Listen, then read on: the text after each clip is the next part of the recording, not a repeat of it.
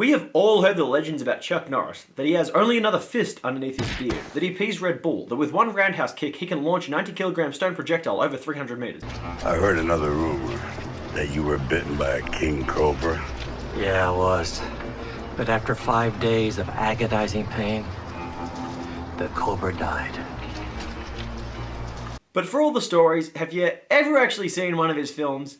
Because I have. And basically none of them are held in any esteem by critics. So today we're going to look at the one which personally I think should be, because it transcends the standards set by so many other Chuck Norris action vehicles. Delightfully devilish, Seymour.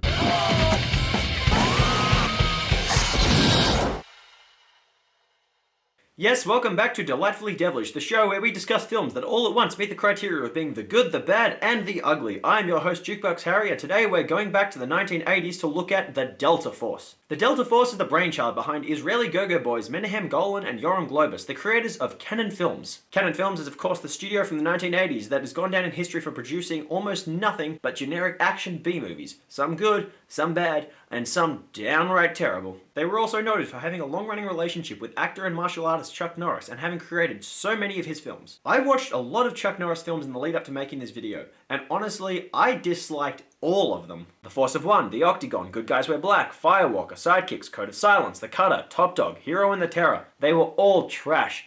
Even ones I enjoyed as a child, such as Invasion USA and Missing in Action, just did not hold up as I got older. And to his credit, Chuck Norris kicked some major ass in the action scenes out of pretty much all of them. But the films around him just didn't live up to his level of talent. They were the 80s equivalent of most direct-to-DVD action films today. The only thing is they weren't as frequently made back then, so of course they were held in slightly higher esteem back in the 1980s. Looking back on them now, you can really see that they're trash. And for a lot of audiences, they might be fun trash and guilty pleasures. But honestly, I struggled to find almost any redeeming qualities out of most of them outside of Chuck Norris's action scenes. But when Chuck Norris starred in the Delta Force, director Menahem Golan wanted to actually hold the film to a high standard of filmmaking, and he honestly succeeded in doing so. The Delta Force starts with a generic rescue mission where Chuck Norris's character, Major Scott McCoy, goes against his orders and rescues a wounded comrade in Operation Eagle Claw, a real-life failed attempt to end the Iran hostage crisis. McCoy becomes disillusioned with the government, he retires, yada yada yada, we've seen it all before. We also get our first touch of the film's theme song, which plays out endlessly and repetitively over the course of the story. I'm talking on the level that the Mortal Kombat theme played out in the 1995 Mortal Kombat movie. It is cheesy and overly lighthearted in a film that wants to be a legitimate action thriller. But I honestly love it, so I'm going to play it at several points in this video. This scene just proved to be character foreshadowing. The story itself actually begins after this sequence. The first half of the Delta Force is essentially a remake of another film by director Menahem Golan, the 1977 Academy Award nominated thriller Operation Thunderbolt. That story in itself is actually based on the true story of a counter-terrorist rescue mission acted out by the Israeli Defense Forces back in the 1970s. Although the hijacking in the Delta Force is actually based on the 1985 hijacking of a trans-world airline flight going towards San Diego. Many of the plot points in the film actually take influence from this hijacking, which you'll see if you read into it. Now, if you've ever actually seen Golan's Operation Thunderbolt, honestly, it doesn't really age very well. Given that it came out the year following the actual hijacking, it would have been extremely powerful to watch back in the day.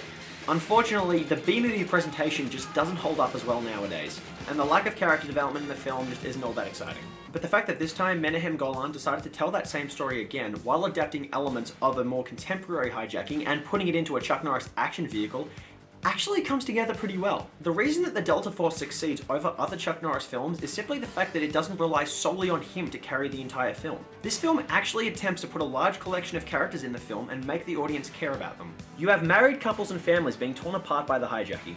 A German woman who emotionally contests the demand that she identify and split the Jewish passengers from the others due to the history of the Holocaust in her country. You have a priest refusing to let the Jewish people suffer alone, played by Academy Award-winning actor George Kennedy, and a collection of intense terrorists, with the most notable being Academy Award nominee Robert Forster. You'll even recognize Academy Award winners Lee Marvin and Martin Balsam. So once the hijacking begins, the Delta Force starts to follow a pretty routine narrative path. But after a while, it seems like one key crack in the story is starting to show, and that's in the film's villains, because even though the terrorists are played by very talented actors who really capture the intensity of the roles, they don't kill anybody for a good while. The terrorists present themselves as being sympathetic towards many of the hostages, and we don't see them executing any of them. And that's going to leave you wondering, how bad are these bad guys if they're actually not going to start killing people? You can respect the fact that the degree of sympathy in the characters actually makes them more than just one-dimensional evil villains in the story, but they should also be killing some people. I mean, that was the entire point that John Travolta made when he gave that speech about hostages in the film Swordfish. What if he started killing hostages right away? No mercy, no quarter. How many innocent victims splattered across the window would it take? But then around the halfway mark, they do in fact execute a Navy SEAL. So yeah, they mean business. And again, this is based on the one real-life execution from the 1985 hijacking I mentioned earlier. And later on, they execute a Greek Orthodox priest who has been providing intel to the Delta Force, confirming that, yeah, they're willing to kill people to get what they need. And with all the drama that's going on in the film, it becomes really easy to forget that there's actually no action taking place just yet. But this all changes 70 minutes into the film, where we get our first action scene, a very 80s style chase scene. A lot of audiences may find that the wait has been going on way too long for the action to only start past the halfway mark, but for me, I felt like the drama carried it enough to get to that point, so that when it finally did start, I was just like, yeah, I've been enjoying the film up until now. So Chuck Norris gets chased, there's a shootout, a car explodes, and afterwards Chuck Norris just shrugs it out like nothing's happened. You okay, Butch? Yeah, I'm okay, boss. Shit, that was a close one, huh? And that exact scene marks the defining moment where the film turns into a Chuck Norris movie. The Delta Force quickly starts to forget about its plot and turns into an endless series of over-the-top action scenes. There's shootouts, explosions, chases, and best of all, a motorcycle which actually shoots rockets from it.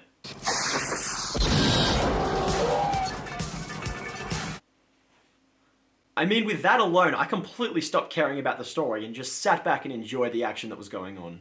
So the rest of the Delta Force is basically an hour of Chuck Norris and his team of commandos killing all the bad guys in a series of awesome explosions and shootouts and such. The thing that I particularly love about the Delta Force is that every time you think the film's over and they can't possibly put another action scene in, another one manages to come along. Surprise, cockbags!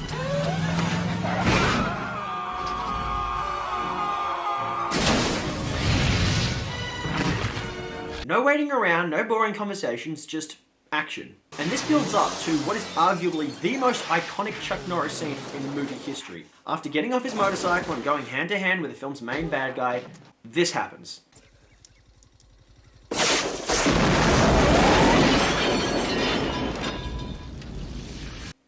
Holy fuck. After this scene, the film goes back to its story, and you're like, oh yeah, I forgot that was there. We're reminded that there are still hostages that need to be rescued, and we get this in the form of, yeah, another action scene. Lee Marvin leads the Delta Force to take out some more bad guys, everyone gets on the plane, but guess what? Chuck Norris gets left behind. But wait, here comes another action scene. Chuck Norris charges his way back in, shooting through the remaining forces and climbing his way onto the plane. This bookends the story, because at the start of the film he almost got left behind on a rescue mission, and here at the end of the film he almost gets left behind again, but manages to come back just in time. But there's one more surprise left in the film. And no, it's not another action scene. Scott McCoy's friend Peterson, the guy who rescued at the start of the film, has actually been shot during this rescue mission. And even though he survived the earlier mission, he doesn't survive this one. The film ends with him dying happy, knowing that the rescue mission was a success, as Scott McCoy looks at the man he risked his life for and rescued once before, unable to help him and save him this time around. It's a surprisingly emotional ending. And after everyone returns home and is cheerful that the rescue mission has been a success, the Delta Force stands there mourning the loss of one of their comrades. This scene feels very much like the ending to Seven Samurai, when the samurai watched as the farmers celebrated over their victory, while the samurai stood there mourning the loss of their brothers. For all the shameless action in the second act of the Delta Force, it actually leaves us on a pretty good emotional note, before it does a 180 in the film's credits by putting the discotheque theme song back in. So, is the Delta Force a good film? Surprisingly, yes, it's an objectively good film. It has the aspiration to rise to the standard of a good Hollywood disaster film by putting in a collection of characters that the audience would actually care about and having a big-name cast deliver powerful performances. It cares just as much about being a legitimate thriller as it does about delivering the goods to action aficionados. And it succeeds in doing both. It's easy to see why critics wouldn't appreciate a film like The Delta Force, because at heart it is still a B-movie. But for audiences, it's a B-movie done very well. I've seen The Delta Force 4 times. The first time I was very young and I was bored by the first half, but blown away by the second half with all the action. The second time I watched it, I loved the entire film. The third time I watched it, I was entertained by the first half because I could see its relevance to the earlier Golan film Operation Thunderbolt, but wasn't as impressed with the second half because I could see some of the cracks in the action scenes. But on the fourth viewing, I can certify that yes, it's an objectively good film, and Roger Ebert shares my opinion on this one. I thought this was going to be another hilarious disaster movie, but I was wrong. The Delta Force settles down into a well-made action film that tantalizes us with its parallels to real life. Basically, it's a disaster film with more action, and an action film with more on its mind. And it succeeds at doing all this while still being a B-movie, which is honestly quite an achievement. Now, as a B-movie, the Delta Force obviously isn't going to be for everyone. You can see some of the cracks in certain action scenes where missiles fire but they don't actually hit anything and they use controlled demolitions instead, and the presentation of the cinematography in the film is very standard for a B-movie. And the cheesy theme song really goes against Menahem Golan's attempts to have the film be taken seriously as a drama. And also, while the Delta Force has good action and good drama, they definitely don't blend seamlessly. It's very segmented because the first half is essentially all drama and then the second half is essentially all action. So there's kind of a split down in the middle where it feels like you're getting two different films. And while Chuck Norris headlines the film, he doesn't show off as much of his martial arts that fans have come to expect from him. But then again, he has a motorcycle that actually shoots missiles. That image stands out in my mind more than 96% of the fight scenes from his movies. On a personal note, back when I was a kid, I remember when I used to go bike riding, I'd put my headphones on, play the Delta Force theme, and go speeding down the street pretending I was Chuck Norris riding on his motorcycle shooting missiles.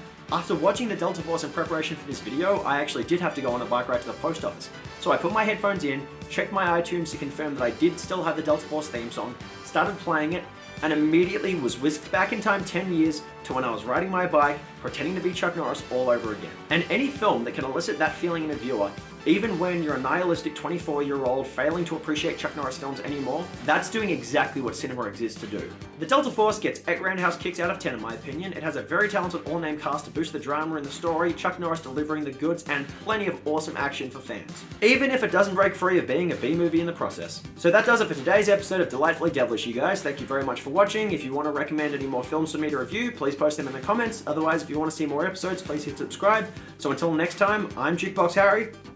Peace.